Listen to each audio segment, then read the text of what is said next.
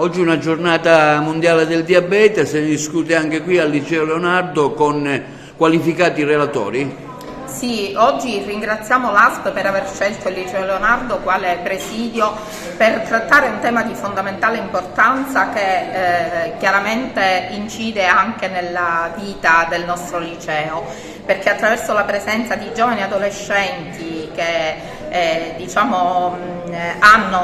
stanno vivendo questa esperienza, siamo ben lieti di partecipare a questa giornata di educazione alla salute che di fatto va a sensibilizzare innanzitutto i giovani studenti su tematiche importanti che sono quelle della tutela alla salute, ma anche quelle in qualche modo del sostegno alla persona fragile sotto questo punto di vista. Infatti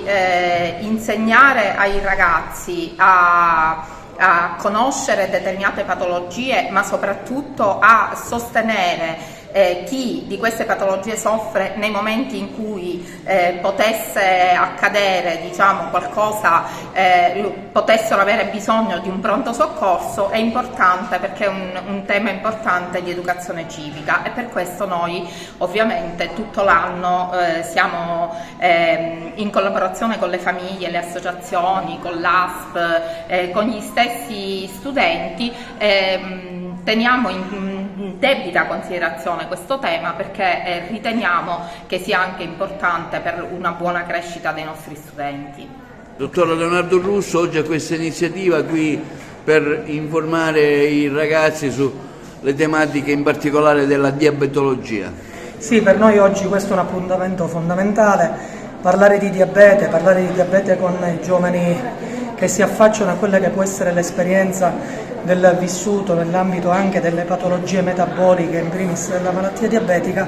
per noi è assolutamente importante. I giovani sono il nostro presente, saranno il nostro futuro ed è giusto che vengano informati, che vengano formati su quella che è la gestione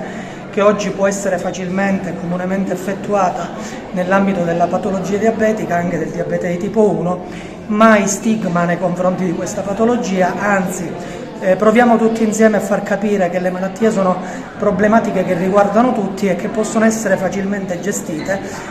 grazie anche alla presenza di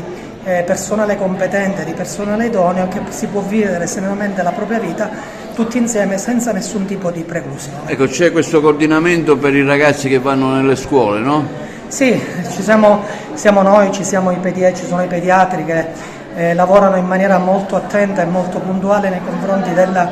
di quella che è chiaramente la primissima generazione che si affaccia al mondo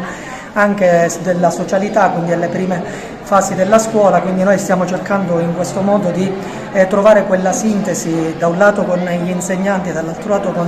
con i ragazzi, che possano sicuramente ottenere quelle informazioni che li aiutino a gestire bene quello che riguarda una problematica che può direttamente o indirettamente interessarli.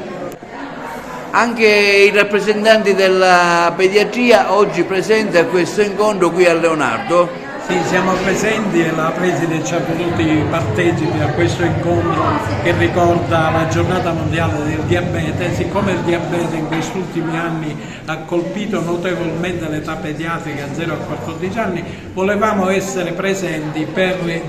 manifestare il nostro impegno territoriale per la prevenzione e cura di questa patologia. Noi cogliamo l'occasione di essere anche qua per dire che finalmente siamo riusciti a mettere i microinfusori nei bambini e quindi abbiamo finito i viaggi della speranza. Siamo qua per dire che facciamo le smart pen anche nei bambini e quindi diamo una notevole dimostrazione di laboriosità, di professionalità, e speriamo che col tempo tutto ciò che abbiamo realizzato in questi 8 anni di attività possa darci ancora di più le soddisfazioni, perché si sono ridotti i viaggi della speranza, ma abbiamo anche un'equipe particolare formata anche dai nostri dirigenti medici, ma anche da psicologi e da una dietista, quindi i viaggi che andavano a Palermo o qualcuno utilizzava l'Alitalia, da questo momento in poi possiamo dire che sono completamente finiti.